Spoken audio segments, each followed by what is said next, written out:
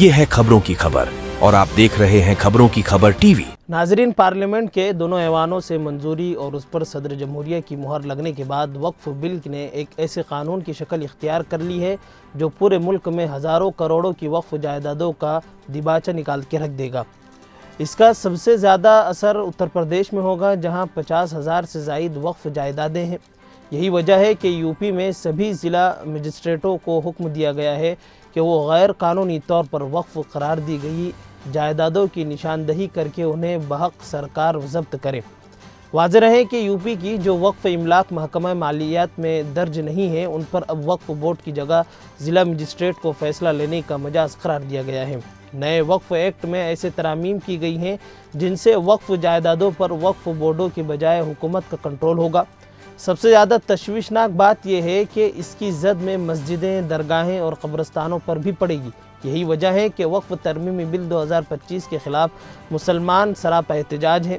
कश्मीर से लेकर कन्याकुमारी तक एहतजाज की सदाएं बुलंद हो रही हैं।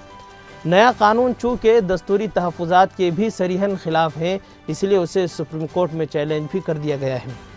इसकी पहल एमआईएम के सदर बैरिस्टर असदुद्दीन ओवैसी ने की है, जिन्होंने लोकसभा में इस बिल पर निहायत मुदल्लल तकरीर की थी और उसकी कॉपी भी फाड़ दी थी। इस बिल की हिमायत करने वाले नाम निहाज सेकुलर लुटेरों चंद्रबाबू नायडू और नीतीश कुमार को अपने अपने सूबों में शदीद मुज़ाहमत का सामना भी करना पड़ा है।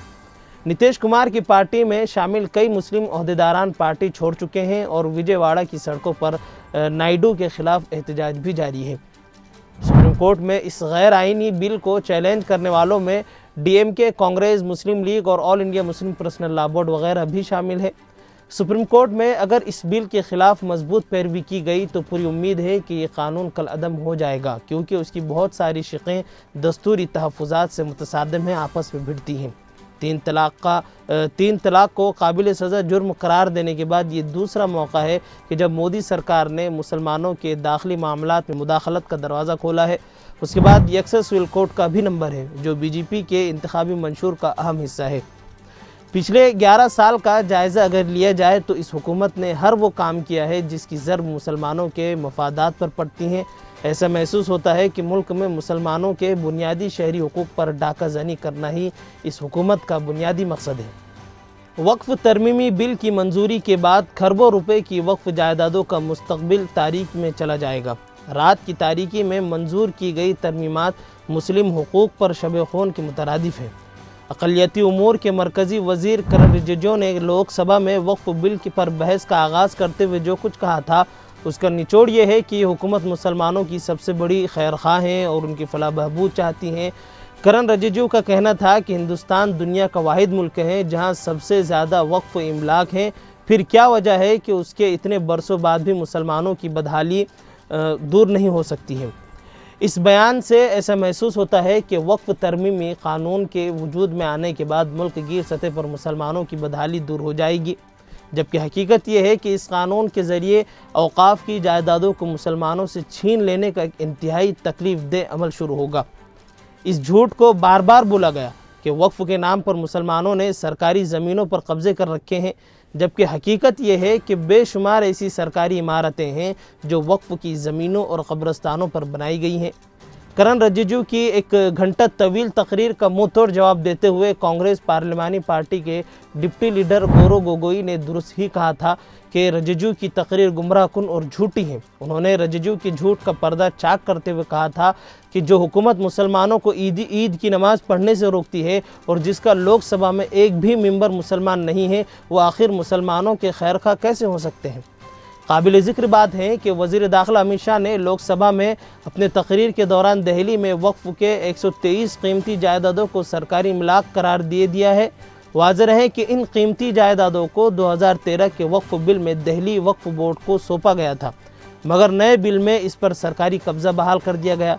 2007 में सच्चर कमेटी ने इन औक़ाफ़ी जायदादों की कीमत का तखमीना 6000 करोड़ रुपये लगाया था, जिनसे अब मुसलमान मुकम्मल तौर पर महरूम कर दिया गया है। मरकज़ी वज़ीर अनुराग ठाकुर ने वक्फ जायदादों को लैंड जहाज से तशबीह कर डाली है और यही काम यूपी का जो वज़ीर आला है योगी आदित्यनाथ, वो भी कर रहा है। हुकूमत के इन्हीं अज़ाइम के पेश नज़र गुज़िश्ता अगस्त में वक्फ तरमीमी बिल के पार्लियामेंट में ज़बरदस्त मुखालफत हुई थी। اپوزیشن پارٹیوں کی زبردست مزاحمت کے بعد حکومت اس بل کو جوائنٹ پارلیمنٹری کمیٹی یعنی کہ JPC کو بھیجنے پر مجبور ہوئی تھی۔ بی جے پی ممبر جگدم بیکا پال کی سربراہی والی اس کمیٹی میں حکومت اور اپوزیشن دونوں کے ممبران شامل تھے، لیکن جب اس کمیٹی کی رپورٹ پیش کی گئی تو اس میں اپوزیشن ممبران کے اعتراضات کو درکنار کرتے ہوئے صرف سرکاری ممبران کی رائے کو ہی اہمیت دی گئی۔ یہ سب کچھ ایک طے شدہ معاملے کے تحت، ایک حکمت عملی کے تحت کیا گیا۔ حکومت پہلے ہی طے کر چکی تھی کہ وہ ہر صورت میں وقف ترمیمی بل کو پارلیمنٹ سے پاس کروا لے گی۔ اس سے پہلے بھی کم و بیش 5 کروڑ مسلمانوں نے ای میل بھیج کر وقف ترمیمی بل کی مخالفت کی تھی۔ خود اقلیتی امور کے مرکز وزیر کرن رجیجو نے یہ تسلیم کیا تھا کہ انہیں اس بل کے سلسلے میں 97 لاکھ عرض داشتیں موصول ہوئی ہیں۔ اس دوران حکومت نے مسلمانوں جیسے نام رکھنے والے کچھ ضمیر فروشوں کو اس بل کی حمایت میں بیان جاری کرنے کے لیے بھی خریدا ہے۔ اس میں درگاہ اجمیر اور فتح پور سیکڑی کی درگاہ کے نام نہاد سجادہ نشین بھی شامل ہیں۔ یہ وہ لوگ ہیں جن کا نام مسلم مفادات کے خلاف حکومت کے ہر غلط کام کی تائید کرنا ہے۔ ایسے ہی گندم نما جو فروش پارلیمنٹ میں بحث کے دوران وقف ترمیمی بل کی حمایت میں مودی کی تصویریں لے کر جگہ جگہ مظاہرہ کر رہے تھے اور گودی میڈیا کے چینل انہیں خوب نمایاں بھی کر رہے تھے۔ اسی قسم کے لوگوں نے نتیش کمار کے افطار پارٹی کے بائیکاٹ ہونے کی اپیل کے باوجود بھی پوری بے شرمی کے ساتھ اس میں شرکت کی تھی۔ سب سے زیادہ افسوسناک بات یہ ہے کہ جس نتیش کمار نے مسلمانوں نے اس کے سیکولر ہونے کی بنیاد پر بڑی امیدیں باندھی تھی، ان کے نمائندے للن سنگھ نے پارلیمنٹ میں BJP ممبران سے زیادہ جوش و خروش کے ساتھ وقف ترمیمی بل کی حمایت کی اور وزیر اعظم کے شان میں قصیدے بھی پڑھے۔